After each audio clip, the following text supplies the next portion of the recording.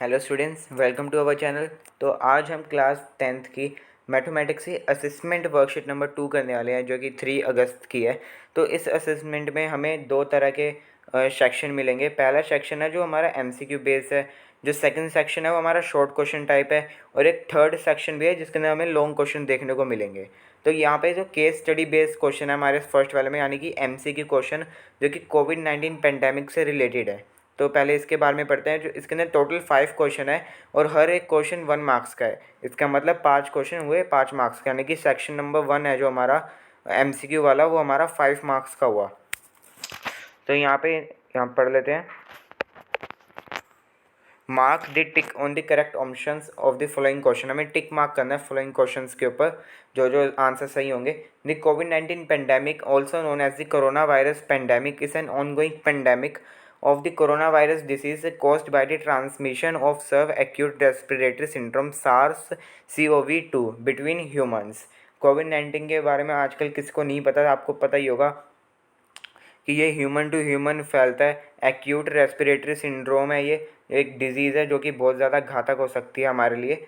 The following table shows that the age distribution of patients admitted during a day in hospital. तो यहाँ पे जो ये table है ये क्या शो कर रही है, ये यहाँ पे शो कर रही है एजेस। पहले तो नंबर ऑफ़ पेशेंट्स कि कितने एक दिन में कितने पेशेंट्स आए और कितनी एज क्या है। यहाँ पे एज है यानी सी 5 साल से 15 साल के कितने वो आए पेशेंट, यानी कि बच्चे, वो हो गए 8। 15 से 25 साल के कितने लोग आए 10। 25 से 35 20, ऐसे करके आगे चलता जा रहा है, ठीक है ना। उसके बाद इसके बेस पे ही हमें जो है ये क्वेश्चंस देने हैं। तो अगर हम इसका क्वेश्चन नंबर 1 देखें, क्लास साइज ऑफ 5 to 15, ये हो गया है, यानी कि इसका क्लास साइज निकालना है।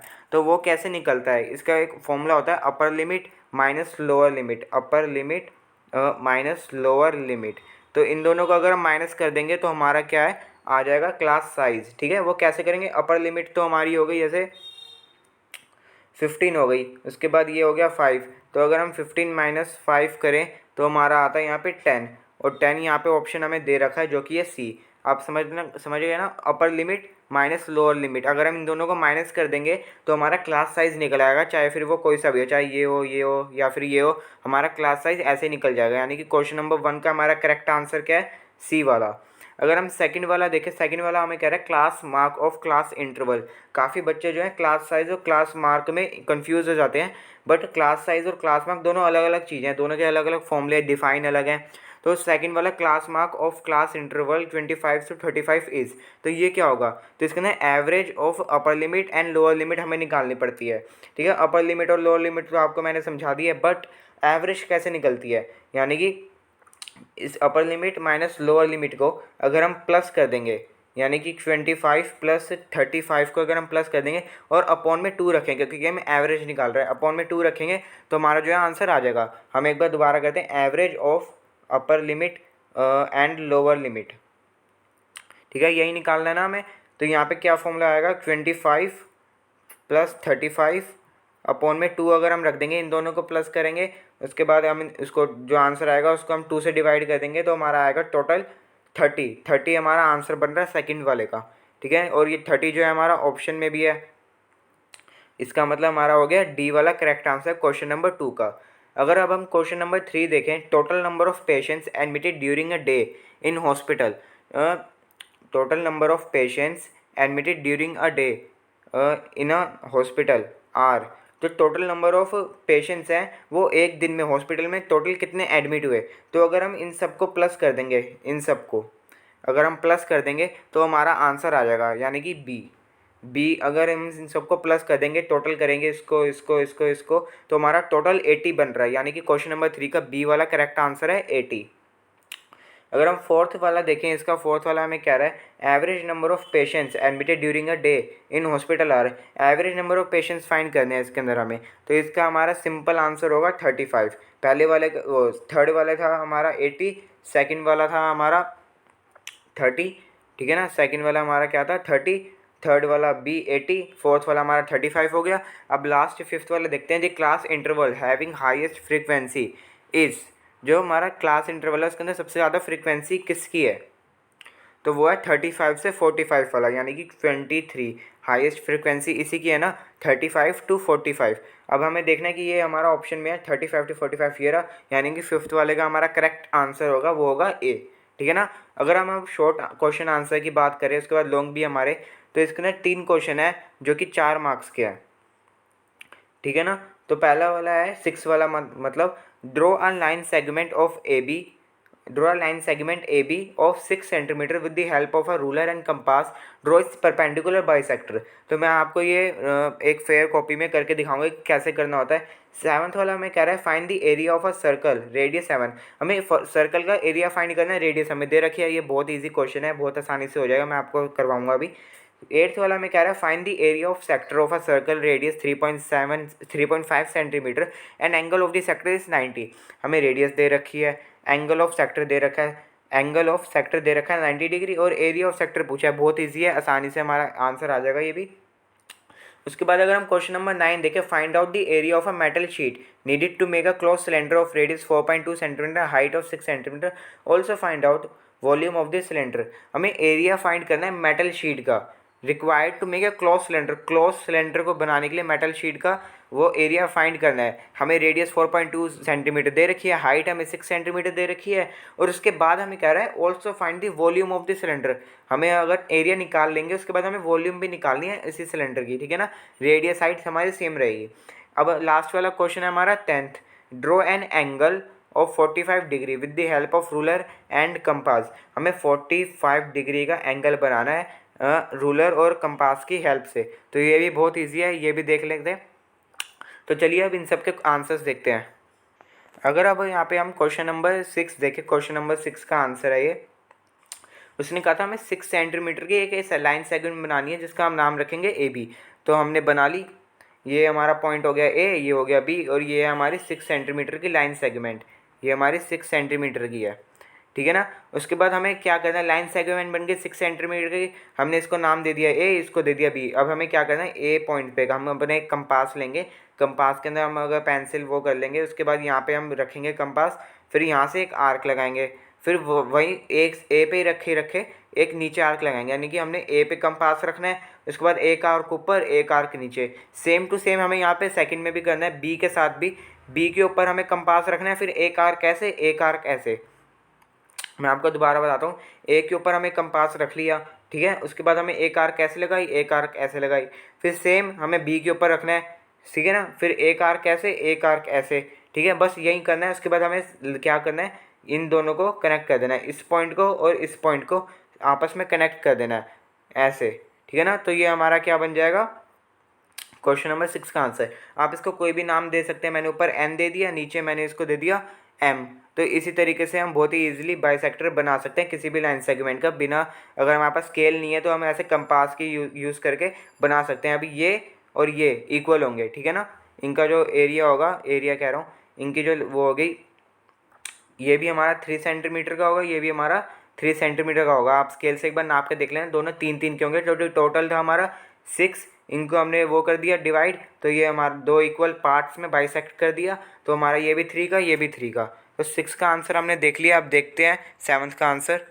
7th वाले क्वेश्चन में हमने क्या दे रखा है, एरिया ऑफ सर्कल हमें फाइंड करने के लिए क्या है, और रेडियस हमें दे रखी है। बस फॉर्मूला हमारा क्या होता है, पाई आर स्क्वायर। पाई हमें पता है हमारा क्या होता है, 22/7। रेडियस उन्होंने दे रखी है, तो रेडियस हो गई हमारी 7। रेडियस के ऊपर हमारा स्क्वायर भी है, इसलिए हमने रेडियस को यहाँ पे 2 बार लिखा है, 7 × 7। अब यहाँ पे हमने 7 से 7 काट दिया, 22 × 7 बचा। इन दोनों को अगर हम मल्टीप्लाई करेंगे तो हमारा आंसर क्या आ रहा है, 154 सेंटीमीटर स्क्वायर। हम यहाँ पे एरिया फाइंड कर रहे हैं, इसलिए सेंटीमीटर के ऊपर स्क्वायर लगाना ज़रूरी है, वरना इसके भी मार्क्स कट जाते हैं, आपको ये ध्यान में रखना पड़ेगा। सबसे इजी क्वेश्चन था ये, बहुत इजी हमारा आंसर आ चुका है इसका। अगर हम अब 8th वाला क्वेश्चन देखें, 8th वाले में हमें एरिया ऑफ सेक्टर निकालना था। तो देखिए यहाँ पे हमें रेडियस दे रखी है 3.5 सेंटीमीटर, एंगल ऑफ सेक्टर हमें दे रखा है 90 डिग्री। अब हमें फाइंड करने के लिए कहा है उन्होंने एरिया ऑफ सेक्टर, बहुत ईजी है, ठीक है ना। तो यहाँ पे मल्टीप्लाई पाई आर स्क्वायर, पाई की जगह हम सेम रखेंगे 22/7। एंगल इन्होंने यहाँ पे हमें दे रखा है 90 डिग्री, अपॉन में हम 360 डिग्री लगाएंगे, ठीक है। और उसके बाद आर भी दे रखा है, आर माने कि रेडियस, स्क्वायर में इसलिए हमने आर को यहाँ पे 2 बार लिखा है, 3.5 × 3.5।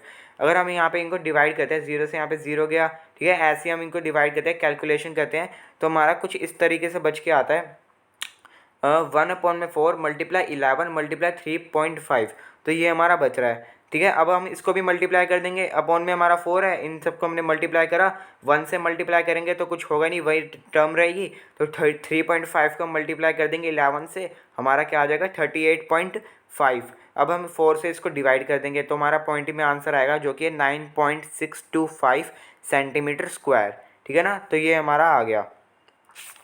उसके बाद अगला देखते हैं, तो 8th का हमारा आंसर आ गया 9.625 सेंटीमीटर, यही इसका आंसर था।